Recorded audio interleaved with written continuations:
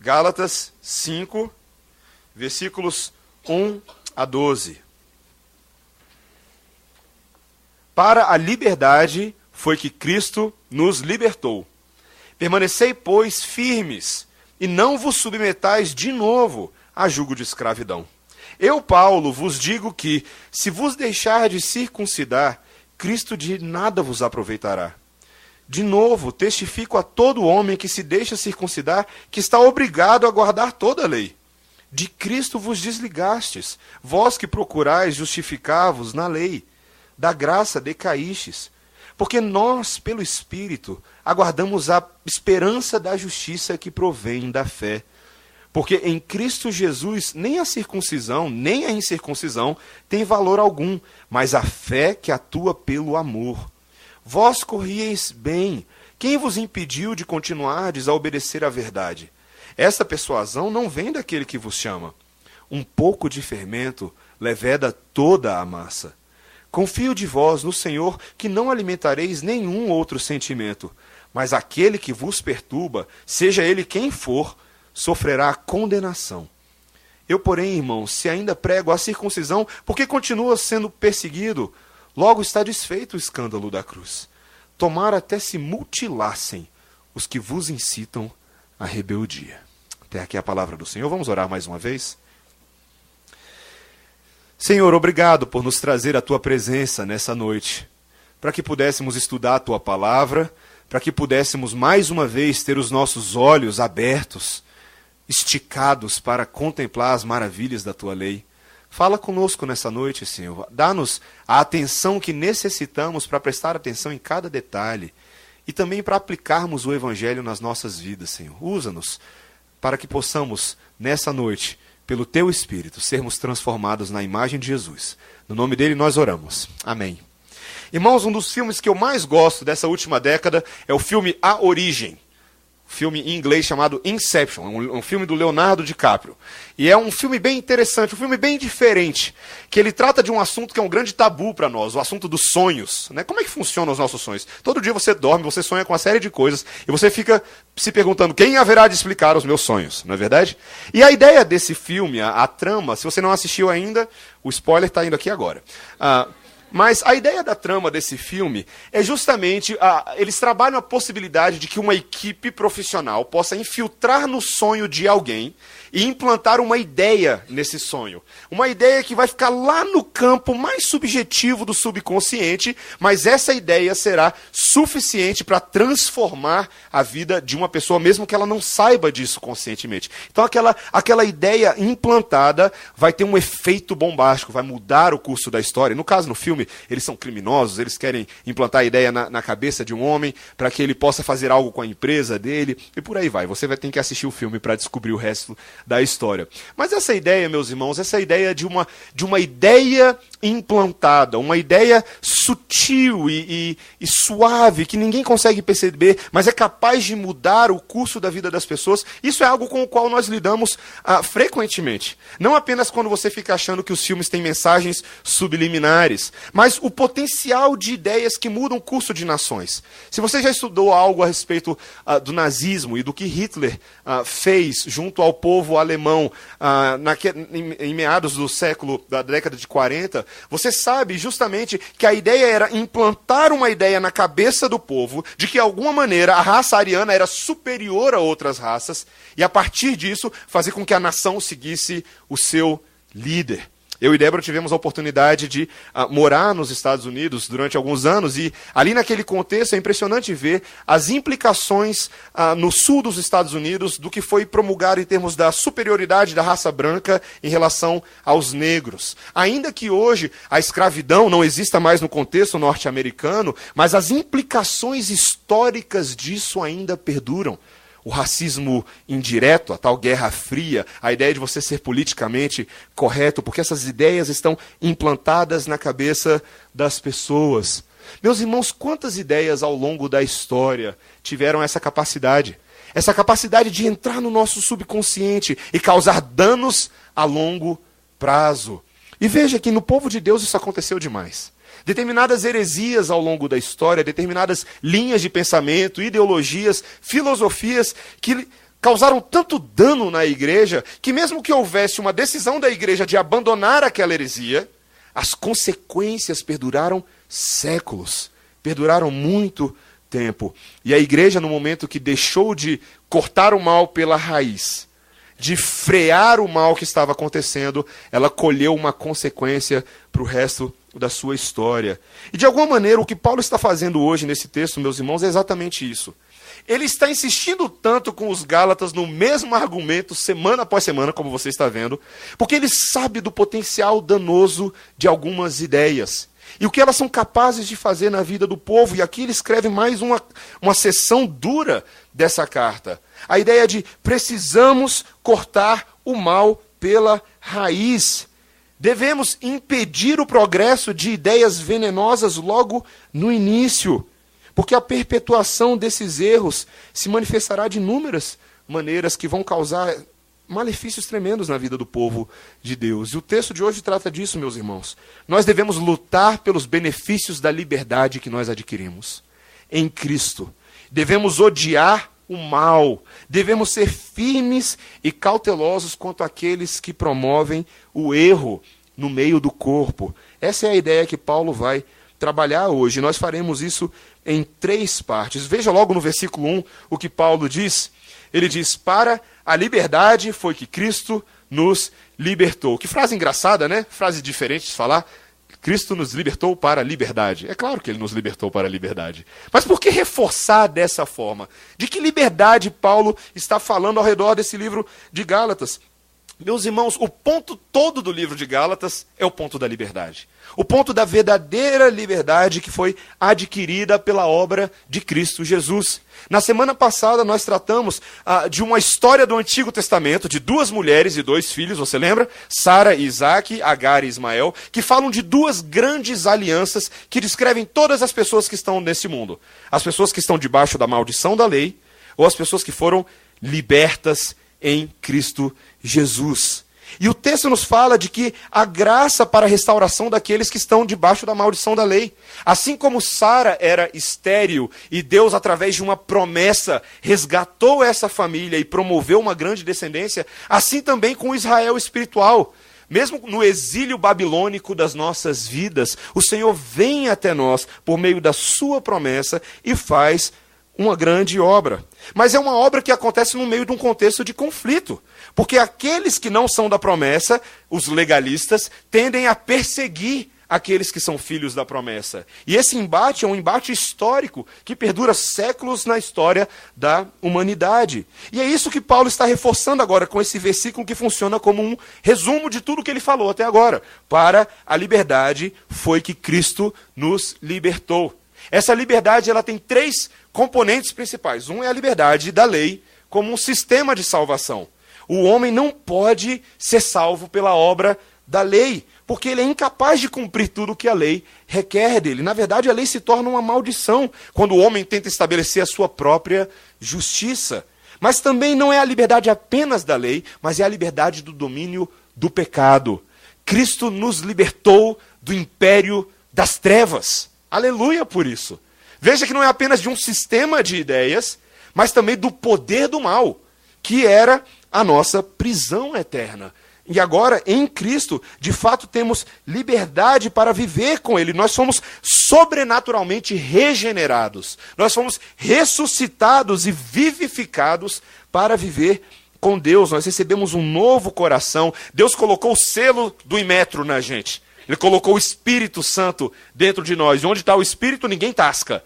É dele, propriedade exclusiva dele. Somos agora herdeiros de Deus por toda a eternidade. Isso nos gera um sentimento de profunda gratidão pela graça que nós recebemos em Cristo. E com essas 2 liberdades, da lei e do pecado, vem também a liberdade de quaisquer superstições desse mundo que tentam novamente escravizar a nossa mente. Lembre que Paulo está falando que esses Gálatas estavam retornando para práticas de adoração dos rudimentos, dos astros, estavam se submetendo a julgos que não tinham nada a ver com o Evangelho. O ponto, meus irmãos, é: não voltem para a escravidão. Essa é uma mensagem não apenas para os Gálatas dos dias de Paulo, é uma mensagem para nós, meus irmãos. Você foi liberto do jugo da lei. Você foi liberto do pecado. Meu irmão, você é livre. Livre. Se você chegou aqui hoje com qualquer sentimento neste culto de que você está preso a alguma coisa e de que você deve alguma coisa a esse mundo, me permita dizer isso com todas as letras para você. Você não deve nada. Absolutamente nada. Em Cristo Jesus há poder real e o final vai ser muito feliz. Vai ser muito bom. Paulo está tentando incutir essa alegria que restaura no coração dos Gálatas, para que eles não fiquem presos a esse sistema. Mas o argumento de Paulo é um argumento difícil. O que ele está tentando mostrar para esses Gálatas é, olha, vocês estão querendo voltar para a escravidão da lei, tudo bem, mas vocês sabem exatamente qual vai ser a consequência disso? Vocês sabem o que vai acontecer se vocês se permitirem voltar para a lei? Veja o que ele diz no versículo 2. Eu, Paulo, vos digo que se vos deixardes circuncidar, Cristo de nada vos aproveitará. Paulo começa a trabalhar com uma hipótese. O que ele está falando é o seguinte, tá bom, vamos supor que seja possível para vocês realmente voltarem para o sistema da lei. Se é isso que vocês querem, vamos fazer aqui uma simulação. Paulo vai começar a traçar agora um cenário hipotético para tentar entender quais seriam as implicações para esses Gálatas, se eles fizessem isso. E a primeira coisa que ele fala é, se isso é o que vocês querem, Cristo não tem nenhum proveito para vocês. É como se Paulo estivesse falando, sabe esse Cristo do qual nós estamos falando aqui? Que a gente gasta tanto tempo falando, que é o centro da vida daquele que foi liberto? Pois é, se vocês optarem pela salvação, pela circuncisão, Cristo não vos aproveitará. Meus irmãos, essa questão da circuncisão era um ponto nevrálgico no relacionamento de Paulo com os judaizantes.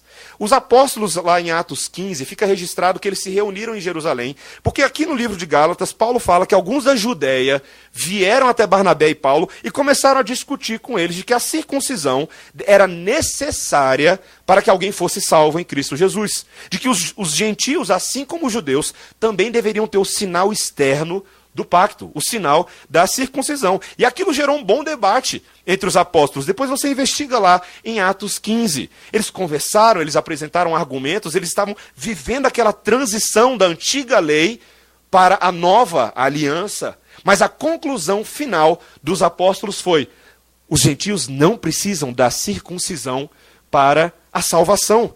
A circuncisão verdadeira é aquela que acontece no coração, não aquela que acontece na carne. Mas se eles não entenderem isso, eles vão voltar para o método antigo. Eles acharam que poderiam ser salvos pelo sinal externo. E isso seria uma espécie de desperdício.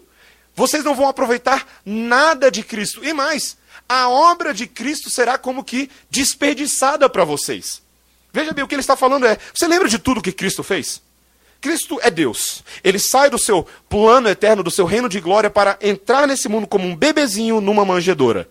Ele vem viver nesse mundo entre os homens, entre pecadores. Ele que era Deus cheio de glória, cheio de verdade. Ele vem sofrer nesse mundo. Ele vem viver sob a lei de Moisés. Ele vem aqui para ter paciência com vocês, para enfrentar todos os problemas por vocês. Ele vai até a cruz do Calvário por vocês. Ele morre na cruz. Mas ao fazer o que vocês estão fazendo, é como se vocês estivessem cuspindo na cruz de Cristo. Cristo de nada vos aproveitará. É como se fosse um desperdício. Você já teve essa sensação de ter o seu tempo desperdiçado? Eu sou professor, né? Então eu tenho que dar aulas e preparar aulas, e ir atrás e preparar o material. E é muito frustrante, meus irmãos, quando eu chego para dar aula, na quarta-feira à noite, e os meus alunos simplesmente decidiram faltar aula. Poxa, eu fiquei tanto tempo preparando minha aula. Como é que pode? Isso é uma falta de valorização do que eu estou fazendo por eles. É mais ou menos isso que a gente faz com Deus quando a gente rejeita a graça da salvação. A gente desmerece o esforço, o alto preço que foi pago por tua e por minha causa. Era isso que os Gálatas estavam fazendo. Cristo de nada aproveitaria. Mas Paulo fala que esse não é o único problema. Veja o versículo 3, olha o que ele diz. De novo, testifico a todo homem que se deixa circuncidar, que está obrigado a guardar toda a lei. O que eles estavam percebendo que não era meramente uma questão de vamos guardar uma parte da lei. O que Paulo havia dito em Romanos 2:25 é: a circuncisão tem valor se você praticar a lei. Se és, porém, transgressor da lei, a tua circuncisão já se tornou incircuncisão.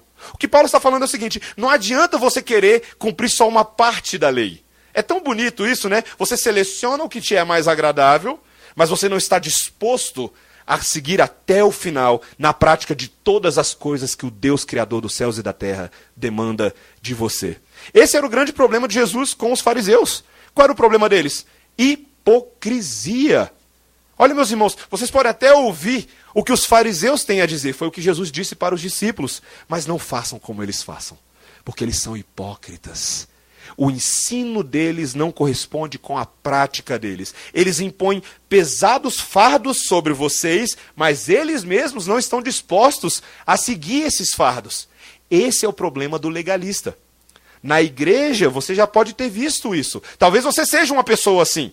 Uma pessoa que sempre está cobrando da vida dos outros, o que os outros têm que fazer. Mas você mesmo não está muito disposto a seguir isso até o final. Você sabe como todo mundo tem que cuidar da casa deles, não é verdade? Você vê a criança correndo para um lado, correndo para o outro. Se eu fosse mãe desse menino, você ia ver o que eu fazia com ele, não é verdade? Se eu fosse o pai. Você sabe resolver os problemas de todo mundo, mas pastorear a sua própria casa você não quer. Orar com seus filhos, cuidar dos seus filhos, pastorear os seus filhos, conversar com seus filhos, não. Mas resolver os problemas dos outros, isso é sua especialidade. Os legalistas são assim, meus irmãos. Eles adoram propagandear o cumprimento da lei, mas não estão dispostos a guardar toda a lei, que é o que Deus exige de nós. Para que, de fato, se pudéssemos ser salvos pelas obras da lei, era isso que nós precisaríamos fazer. Grande hipocrisia. Mas talvez mais grave ainda, meus irmãos, é o que Paulo fala no versículo 4. Veja o que ele diz. Ele fala: de Cristo vos desligastes. Vós que procurais justificar-vos na lei, da graça decaístes. Que palavras terríveis, meus irmãos. O que Paulo está falando, talvez alguns tenham a impressão de que Paulo esteja falando de uma espécie de perda de salvação aqui. Né? O que Paulo está falando? Será que eles foram salvos pela obra de Cristo, mas de repente agora eles começaram a se escravizar novamente, então eles decidiram se desligar de Cristo? Não é isso que Paulo está falando, meus irmãos. Paulo não fica entrando em contradição assim tão fácil. Em vários outros textos, Paulo fala que não existe perda de salvação. Não é uma questão de salvação, é uma questão da oferta do Evangelho. Aquilo que o autor de Hebreus fala lá no capítulo 6 de Hebreus. Ou seja, essas pessoas que tiveram a oportunidade de ver o que o Evangelho é, participar da vida da igreja, dos dons no Espírito Santo, de viver toda a vida cristã perto do povo de Deus. Ao agir dessa forma, você está se desligando dessa graça. Você está rejeitando a graça do Senhor, se rebelando contra a oferta gratuita que Ele fez por nós. E para esses o peso da condenação será ainda maior, o que a Bíblia nos diz. Paulo em outro momento diz que aquele que conhece o Evangelho e decide negá-lo é indesculpável diante de Deus. Tamanha a gravidade dessa falta. Era o que o próprio Senhor Jesus Cristo falou aos fariseus: olha, vocês veem os meus sinais, vocês veem os meus milagres, vocês veem as palavras de autoridade que eu profiro, e vocês ainda têm coragem de dizer que eu faço isso em nome de Beelzebu? O nome disso é blasfêmia.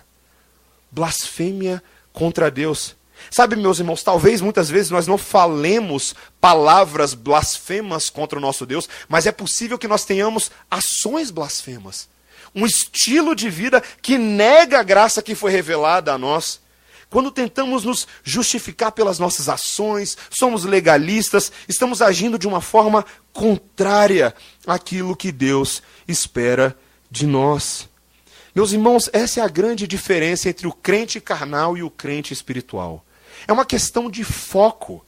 É uma questão de o que é que norteia a sua vida. Qual é o grande foco? E Paulo está deixando bem claro os dois grupos.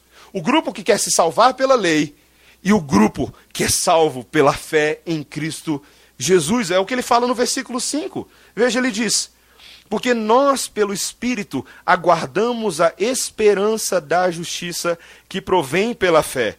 Ou seja, olha o que Paulo diz. Nós que possuímos o Espírito, não apenas fomos justificados pela fé, ou seja, no passado fomos pontualmente salvos por Deus, mas também aguardamos a esperança. Veja o que Paulo está falando. Algo aconteceu no passado que modifica o meu futuro. Eu tenho esperança de que o mesmo Deus que me justificou é o Deus que virá para consumar a justificação em minha vida. Ou seja, Paulo está falando do passado, está falando do futuro. Ele está falando da nossa vida no tempo presente. O que foi justificado pela fé deve viver pela fé. É o que ele diz em Romanos 1, versículo 17. O justo viverá pela fé. Esse é o ponto, meus irmãos. Não adianta a gente tentar viver de uma maneira diferente daquilo que Deus está fazendo.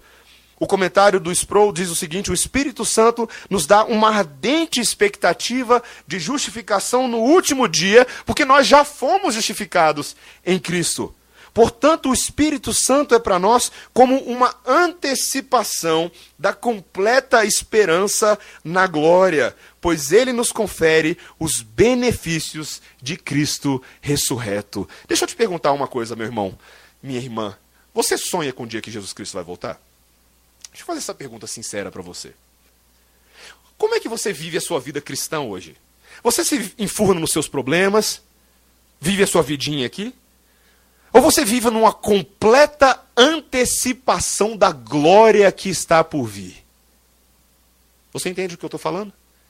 Essa glória que está por vir, meus irmãos, Steven Spielberg não chega nem perto. A alegria da salvação e da herança, a redenção da criação pela obra de Jesus será um momento glorioso, irmãos. Um momento glorioso. E quando eu falo essas coisas, essas ideias esquentam o seu coração. Elas movem com a sua mente. Elas fazem você ansiar por esse dia e viver à luz desse dia. Porque é exatamente disso que Paulo está falando aqui, meus irmãos. A vida daqueles que possuem o Espírito deve ser uma vida diferente daqueles que vivem na carne. Nós vivemos com esperança. O Brasil pode estar quebrando o pau, a Dilma pode estar saindo do governo, o Temer pode entrar, os Correios podem estar de greve, o ônibus pode não chegar na hora certa, mas Jesus Cristo de Nazaré voltará para reinar em glória. E se você perder esse foco, o que vai acontecer com você é que você vai se vitimizar, se enfurnar no sistema desse mundo e perder a alegria da esperança. Você vai viver como se as coisas que você faz aqui hoje, o vestibular, o concurso, fossem as realidades últimas, quando na verdade elas não são. São apenas um tempo de espera que nós devemos viver para a glória de Deus. Esse é o ponto, meus irmãos. Qual é o valor dessas coisas? Olha a pergunta de Paulo no versículo 6.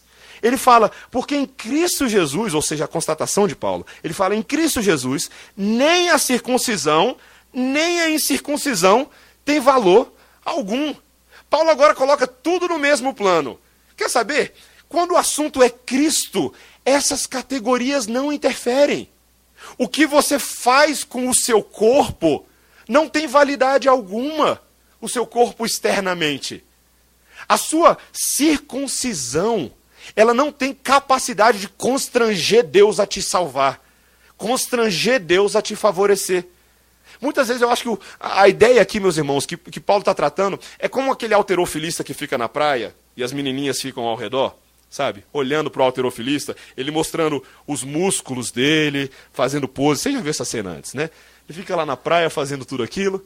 E talvez ele consiga até arrancar alguns suspiros. Ele fica fazendo assim, né? Arrancar alguns suspiros de algumas menininhas que ficam passando por ali. Mas o corpinho dele não pode impressionar o homem mais forte do mundo. Meus irmãos, os nossos músculos das nossas obras não podem impressionar o Deus Todo-Poderoso. Ele é muito mais forte do que eu e você. As nossas obras, as nossas grandes obras, muitas vezes são, como Paulo fala em Filipenses 3, como trapos de imundícia aos olhos de Deus. E Paulo sabia disso. Ele havia tentado viver dessa forma. Veja o que ele diz no versículo 2. Eu, Paulo, vos digo. Quem era Paulo? O homem que mais tentou se justificar pelas obras. O homem que fez de tudo para conquistar o favor de Deus, mas no dia que Deus derrubou ele no caminho para Damasco, Paulo entendeu uma coisa. Tudo o que ele havia feito não passava de trapos de imundícias para um Deus que exige santidade perfeita para a salvação. Meus irmãos, nós precisamos entender que a circuncisão verdadeira é uma circuncisão espiritual demonstrada num viver santo. Olha o que ele fala no versículo 6. Nem a circuncisão, nem a incircuncisão tem valor algum, mas o que tem valor? A fé que atua pelo quê? Pelo amor. O ponto, meus irmãos, é o amor de Deus demonstrado na cruz do Calvário que modifica as nossas vidas. Veja que a diferença agora é que a fonte das boas obras é o amor de Deus por nós. A fé genuína, meus irmãos, é aquela fé que é gerada com base na obra de Cristo por você. Frequentemente, quando eu estou no gabinete pastoral, e a gente faz aconselhamento bíblico ali, os irmãos chegam no gabinete cheios de problemas, cheios de coisas, e o que eu faço é o quê? Eu abro a Bíblia. E sabe o que eu leio para a pessoa? Uma história que ela já conhece há muitos anos, de que Jesus Cristo morreu por ela na cruz do Calvário. E essa história, esse amor incondicional de Deus, meus irmãos, é esse amor que nos move todos os dias. É a obra de Cristo Jesus que nos constrange a fazer o que nós temos que fazer. Se você precisa perdoar alguém na sua casa, ou alguém que fez mal contra você, ou que você tenha feito mal contra ele, vocês precisam reparar o seu relacionamento. Qual que é a história que você precisa? A história de Jesus na cruz do Calvário. Porque lá Deus demonstrou o seu perdão e o seu amor por nós. Se você está passando por aflições, se você está passando por sofrimentos, qual é a história que você precisa? Ah, sabe qual é a história? Aquele Jesus que veio, morreu e ressuscitou por você. Porque ninguém sofreu como ele. Ele é homem de dores que sabe o que é sofrer. E se você está em Cristo e sofrendo por causa do nome cristão, alegre-se nesse nome. A história da cruz é o que gera fé e é o que gera amor. E essa história nunca vai ser cansativa demais ou entediante demais para nós. É isso que Paulo está tentando mostrar para eles. E Paulo encerra esse texto, veja o que ele diz a partir do versículo 7. Vós corrieis bem. Quem vos impediu de continuardes a obedecer à verdade? Assim como em outros textos, como 1 Timóteo e o próprio autor de Hebreus, aqui a vida cristã é tratada como uma corrida, como uma grande maratona. Todos nós que estamos em Cristo agora, fomos salvos por Deus em Cristo Jesus, e naquele momento um revólver apontou para cima e atirou. Valendo, corra!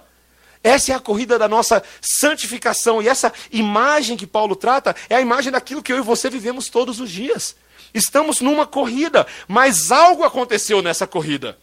Alguém vos impediu de continuardes a obedecer à verdade. Você lembra do maratonista Vanderlei Cordeiro nas Olimpíadas de 2004? Brasileiro correndo muito bem, representando a nação, indo lá na frente, na ponteira, dando orgulho pra gente, você cantando lá em casa, eu sou brasileiro, né? Porque eu sei que você estava cantando, né? Se não audivelmente, no seu coração você estava aqui por dentro, você estava cantando, né? Quando me entra, meus irmãos, um certo padre e agarra o nosso herói e lança ele por terra, um padre louco agarrando o Vanderlei. Acho que essa é a ilustração que Paulo estava pensando quando ele escreveu isso aqui. Quem foi que vos impediu de continuardes a obedecer à verdade? Vocês estavam indo tão bem, mas alguém botou o pé no caminho e vocês tropeçaram. Alguém agarrou vocês, vocês permitiram que isso acontecesse. E o que Paulo está falando é, uma coisa eu sei, não fui eu que fiz isso. Versículo 8. Essa persuasão não vem daquele que vos chama. Não foi Deus que fez isso na vida de vocês. Não fui eu mesmo como mensageiro do Senhor. Alguém fez. Mas isso não vem da parte de Deus. Essa é uma ideia muito interessante, meus irmãos. Muitas vezes nós temos a impressão de que alguns hábitos que nós cultivamos na vida cristã foram dados por Deus para nós. Alguns ritos, alguns legalismos foram coisas que Deus mandou você fazer. E por isso você tem que fazer. Quantas vezes isso acontece? Temos aquela ideia de que, olha, não é para assistir tal programa de televisão, não é para beber tal tipo de coisa, porque nós entendemos que Deus mandou a gente fazer isso. Quando você pergunta para a pessoa por que ela faz ou deixa de fazer alguma coisa, ela fala, ué, porque Deus quer. Aí você pergunta para ela, aonde? Na Bíblia? Sabe, meus irmãos, o nosso analfabetismo bíblico fica bem claro nas nossas práticas. Quantas práticas, quantos comportamentos nós aderimos que não necessariamente provêm das Escrituras, que é o guia de regra e de fé e prática que nós temos para viver nesse mundo. O que nos guia e o que nos orienta a viver, seja por mandamento direto ou por dedução de princípios claros, é a palavra de Deus. Nunca aceite uma ordenança humana sem saber o que Deus fala sobre aquilo. E se não existe um versículo prova, estude mais a Bíblia. Entenda a ética do reino. Converse com seus irmãos. Sabe, em Romanos 15, Paulo estava tratando com algo dos romanos que era uma certa escandalização, um escândalo que estava rolando na igreja por causa de regras que constrangiam as pessoas. Pode fazer isso, não pode fazer aquilo. E Paulo está falando, olha, tudo que vocês estão fazendo é desprezar o amor e a fraternidade cristã. Vocês deveriam estar se orientando pelo Espírito, pela obra dele em vocês, e não por regras e ordenanças humanas. Esse é o papel do Espírito Santo, meus irmãos. O papel do Espírito Santo não é trazer uma nova revelação para você de como você deve viver a sua vida. O papel do Espírito Santo, como tantos acham, não é sair por aí como um pozinho de plim-plim-plim, com visões e profecias, dizendo agora que você deve ir para cá ou para lá. Não. O papel do Espírito Santo é iluminar a verdade de Deus no seu coração. A verdade que já foi revelada. Essa é a doutrina histórica que Calvino se referiu como testemunho interno do Espírito Santo, do qual ele extrai o princípio de 2 Coríntios capítulo 4, versículos 6 e 7. Quando ele diz, o Espírito iluminou o coração de vocês à graça de Cristo. Essa graça de Cristo que já era falada na palavra de Deus. Veja, esse é o ponto, meus irmãos. A palavra e o Espírito devem ser os nossos guias na vida cristã, não as ordenanças de homens. Cuidado, meus irmãos. Olha o versículo 9. Um pouco de fermento leveda toda a massa. Cozinheiras, você já perdeu as contas de quantos bolos foram parar no lixo? Eu sei que você já perdeu. Você muda a receita, você muda a farinha, você muda até o forno. Na verdade, compra aquele forno novo, porque o forno antigo, as receitas não ficam boas, precisa de um forno novo. Não é verdade? Mas sempre tem alguma coisa que dá errado. Quando você faz aquele pãozinho de ló e a massa começa a ficar rachada, e aí você descobre o que aconteceu? Excesso de fermento. Colocou fermento demais. A Bíblia, meus irmãos, gosta muito de falar sobre fermento. É um simbolismo muito utilizado tanto no Antigo Testamento quanto no Novo Testamento. Um simbolismo que fala, na verdade, de algo negativo, de algo ruim. O uso de fermento, por exemplo, era proibido na Páscoa. Quando Moisés recebeu do Senhor as instruções de como deveria se celebrar a libertação do povo de Israel no Egito, em Levítico 2:11, Deus disse, nenhuma oferta de manjares que fizerdes ao Senhor se fará com fermento, porque de nenhum fermento e de mel nenhum queimareis por oferta ao Senhor. Foi esse mesmo simbolismo que o Senhor Jesus Cristo acautelou os seus discípulos e os exortou com relação aos fariseus. Olha o que ele disse em Mateus 16:6. Vede e acautelai-vos do fermento dos fariseus e dos saduceus. E nessa mesma linha, meus irmãos, Paulo está mostrando aqui agora o perigo, esse potencial destruidor do bolo que Deus está fazendo. Esse potencial destruidor do fermento que pode contaminar toda uma igreja. E o que Paulo está falando? Cuidado! Ele fala no versículo 10, eu confio de vós no Senhor, que vocês não alimentarão nenhum outro sentimento, mas aquele que vos perturba, seja ele quem for, sofrerá a condenação. Paulo está falando de algo grave aqui, meus irmãos. Ele está falando que essa pessoa que promove legalismo, que promove escravidão novamente, é uma pessoa que deve ser eliminada do meio do povo. O fermento ruim deve ser retirado. Eu não sabia que a Bíblia falava sobre excomunhão por legalismo. Mas é exatamente disso que a Bíblia está falando. Legalistas não passarão. Essa é a palavra de Paulo. É algo, meus irmãos, eu quero que os irmãos entendam que assim como a libertinagem é um grave pecado para o qual nós nos atentamos tantas vezes. Quando falamos que os nossos jovens devem viver uma vida mais pura, quando homens, maridos, mulheres devem viver uma vida mais pura, evitar as mundanices desse mundo, evitar as atrações e as tentações desse mundo. Por outro lado, Paulo falando que o outro extremo também é danoso. Não é apenas o mundanismo, mas o legalismo também deve ser extirpado do meio do povo de Deus. Meu irmão, eu estou falando com você que está aqui hoje à noite. Se você tem sido legalista, cuidado. Você está indo contra o evangelho. Se você não tem sido gracioso, tolerante, amoroso, paciente com seus irmãos, se você é rápido para julgar, mas tardio para ouvir, cuidado.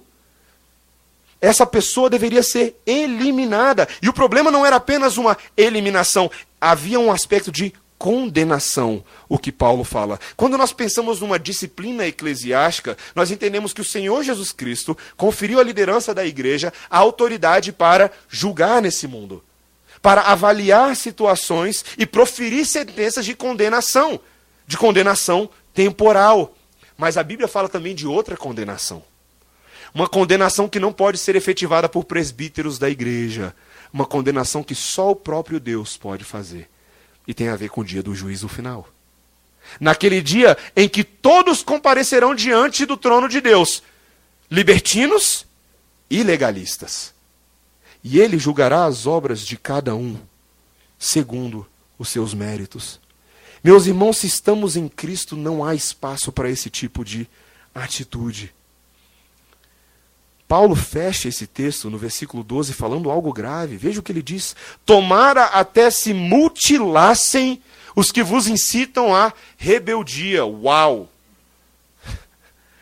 E por que Paulo escolhe essas palavras? Veja, a circuncisão, a palavra que é utilizada aqui, é a mesma palavra que era utilizada para o corte da circuncisão, do prepúcio de homens judeus. Mas o que Paulo está falando é, vocês adoram se cortar, então que se cortem de uma vez. Vocês adoram colocar esse fardo sobre os outros, cuidado com a condenação que virá sobre vocês. Meus irmãos, as palavras de Paulo são graves, mas são necessárias. Nós somos um povo que precisamos nos despir de todas essas coisas. Paulo, veja, no versículo 11 ele diz, eu, porém, irmãos, se ainda prego a circuncisão, por que continuo sendo perseguido? Provavelmente havia uma certa confusão se Paulo estava pregando um tipo diferenciado de circuncisão. Não. Paulo estava sendo perseguido por causa da mensagem da cruz que dizia, você não precisa de circuncisão. Isso era algo escandaloso para os judeus. Veja o versículo 11. Logo está desfeito o escândalo da cruz. Meus irmãos, a dificuldade que nós temos muitas vezes com o Evangelho, e não apenas com a mensagem de salvação, mas com o modo de vida que Jesus Cristo quer para mim e para você, é porque muitas vezes esse modo de vida é escandaloso até para nós. Nós adoramos dizer que somos salvos por Jesus, isso é bênção, meus irmãos, a gente deve falar isso com todas as letras. Mas viver com Jesus é uma coisa escandalosa, até para nós. As medidas da graça e do amor de Deus são muito superiores à minha e à sua medida. Quando você acha que está amando demais, Ele amou mais. Quando você acha que está sendo paciente demais, Ele foi muito mais paciente. Quando você acha que, olha, já perdoei, já deu, Ele demonstrou perdão 7 vezes 7 e muito mais do que isso. As medidas da graça do Evangelho devem ser um molde da nossa vida. E vai escandalizar. Vai escandalizar. Meus irmãos, viver por Cristo significa que agora nós temos uma nova ideia implantada na nossa mente. Não mais uma ideia perversa e danosa, mas estar em Cristo é ter uma ideia agora que modifica absolutamente todos os nossos atos para a glória de Deus. Foi implantado em você não por uma equipe que infiltrou seus sonhos com Leonardo DiCaprio. Por mais que você de vez em quando sonhe com Leonardo DiCaprio. Mas por uma equipe divina, constituída pelo Deus Pai, Deus Filho, Deus Espírito Santo, que operam em você para a eternidade. Ele fez isso, ele se infiltrou, ele colocou o Espírito em nós, para que apoiemos o reino, e tão somente isso. Não há mais espaço para o nazismo, não há mais espaço para a escravidão, não há mais espaço para nenhuma ideologia desse mundo que escravize pessoas a sistemas de ideias. Meus irmãos, essa nova ideia é uma ideia da liberdade. É uma ideia da liberdade. E se você hoje, meu irmão, se você hoje, minha irmã, tem se sentido preso, ouça a palavra de Deus. A oferta gratuita da liberdade. Todos os nossos pecados perdoados na cruz do Calvário, livres, enfim, para servirmos o Senhor. Que oferta maravilhosa! Quem em sã consciência teria coragem de rejeitar isso? Não sejamos como os fariseus, irmãos, que fizeram exatamente isso. Rejeitaram a graça do Senhor. Sejamos o povo da graça e de graça. Sejamos um povo que sorri porque a alegria verdadeira nos alcançou. Amém? Vamos orar. Obrigado, Senhor, por essa palavra que nos estimula a olhar para Ti, para a Tua obra e sermos sérios com relação ao reino de Deus. Não brincarmos de vida cristã, não brincarmos de sermos um povo evangélico no sentido do evangelho, mas entendermos, ó Pai, que com a grande graça que veio na cruz, também há uma grande responsabilidade, a luta pela pureza individual, a luta pela santificação individual e do corpo, Senhor. Ajuda-nos, ó Pai, como igreja, a não sermos homens que vivem para nós mesmos, mas homens que vivem para Ti, Senhor. E que a nossa lei seja a lei do Espírito, que ilumina os nossos corações, não mais para a maldição da escravidão, mas agora para a liberdade da santificação.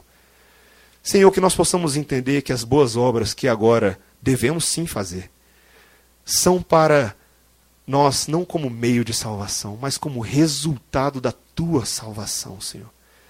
Que nós não imponhamos sobre os outros, nem sobre nós mesmos, fardos que o Senhor não colocou sobre nós. Porque o Senhor carregou o nosso fardo, e nós não temos o direito de ferirmos a verdade do Evangelho. Mas ajuda-nos, Senhor, a carregar os fardos uns dos outros, e assim cumpramos o mandamento do amor. Essa é a nossa oração no nome de Jesus. Amém.